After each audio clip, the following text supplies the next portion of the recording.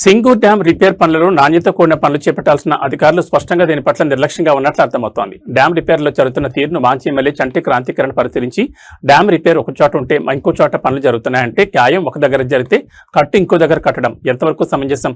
ఇసుకను కూడా శివంపేట బ్రిడ్జ్ దగ్గర నుంచి తీసుకొస్తున్నారు. అది నాణ్యతతో కూడిన ఇసుక లేకపోవడం గమనించి వారు మండిపడ్డారు. దాదాపుగా సింగూర్ డ్యాం పనులు గత సంవత్సరం నుంచి మొదలు కావాల్సింది, కానీ ఈ 3 నెలల నుంచి డ్యాం పనులు జరుగుతుండడం గమనార్హం. ఇరిగేషన్ అధికారులు మరియు ప్రభుత్వం ఏం చేస్తోంది? డ్యాం పనులు నాణ్యత కూడిన ఇసుక వెయ్యాలని వారు అన్నారు. గత సంవత్సరం కనుక డ్యాం పనులు మొదలై ఉంటే ఈ పాటికి ఆందోళన నియోజకవర్గంలోని రైతులకు పంటలు వేసుకోవడానికి నీటి నిలవ ఉండేది. కానీ ఇప్పుడు ఆ పరిస్థితి కనిపించడం లేదు. ఇంకా పనులు తీవ్రస్థాయిలో జరగాలని వారు అన్నారు. ఈ సంవత్సరం కాకుండా వచ్చే సంవత్సరానికైనా రైతులకు పంటలు వేసుకోవడానికి నీటిని అందిస్తుందా? పూర్తి స్థాయిలో డ్యాం రిపేర్ల పనులపై అసంతృప్తిని వ్యక్తం చేశారు. ఆయన వెంట పుల్కల్ మండల తాజా మాజీ బీఆర్ఎస్ పార్టీ అధ్యక్షుడు మాచర్ల విజయ్ కుమార్, పుల్కల్ సర్పంచ్ లావణ్య కృష్ణారెడ్డి, పుల్కల్ గ్రామం మాజీ సర్పంచ్ శ్రావణ్ కుమార్, సింగూర్ గ్రామ మాజీ సర్పంచ్ రాజు గౌడ్, రాయిపహాడ్ గ్రామ సర్పంచ్ రాజు ఎర్రెళ్ల పోచయ్య, బష్వాపూర్ మాజీ సర్పంచ్ విష్ణుయ్య, యువజన సంఘం అధ్యక్షుడు ఇందూరి మోహన్, కోడూరు గ్రామ సర్పంచ్ మల్లేశం తదితరులు పాల్గొన్నారు.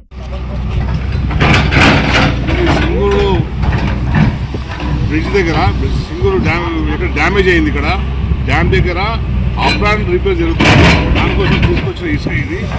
ఇసుక మొత్తం మట్టితో కూడుకొని ఉన్నది. దీనిలో కొంచెం మట్టి పిల్లలు కూడా వచ్చినాయి.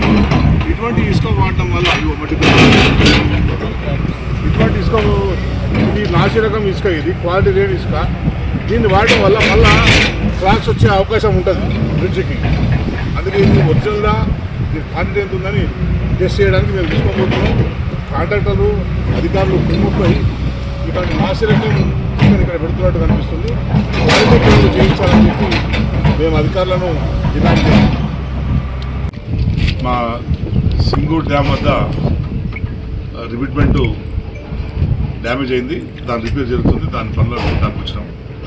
దీనికి సంబంధించి 2022లోనే అప్పటికేసే మా ప్రభుత్వం 12 కోట్లు శాంక్షన్ చేసింది. అయితే ఎన్నికల కోడ్ దాని మూలంగా చేయలేకపోయినాం. ఇప్పుడు దాన్ని పనులు మొదలుపెట్టారు. కానీ పనులు మొదలుపెట్టడంలో అధికారుల మధ్య సమన్వయ లోపం చాలా స్పష్టంగా కనిపిస్తుంది. ఈ రిపిట్మెంటు దాన్ని సెట్ చేయడానికి, రిపేర్ చేయడానికి మొత్తం నీళ్ళన్నింటినీ ఖాళీ చేసింది. సింగూర్ మొత్తం ఖాళీ చేసింది.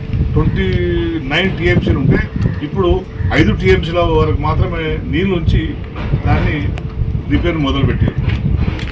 అంటే అందరూ ఏమంటారు, రైతులు ఒక 6 నెలల్లో పోయిన సంవత్సరం వేసవి కాలంలోనే ఇది రిపేర్ అయిపోతుంది, కనీసం ఈసారి వర్షాకాలంలో మళ్ళా వాటర్ స్టోరేజ్ చేస్తారు, ఈ వర్షాకాలానికి మళ్ళా కాలువ ద్వారా నీళ్ళు వస్తాయని పుల్కల్ ఆందోళన ప్రజలందరూ కూడా ఆశించారు.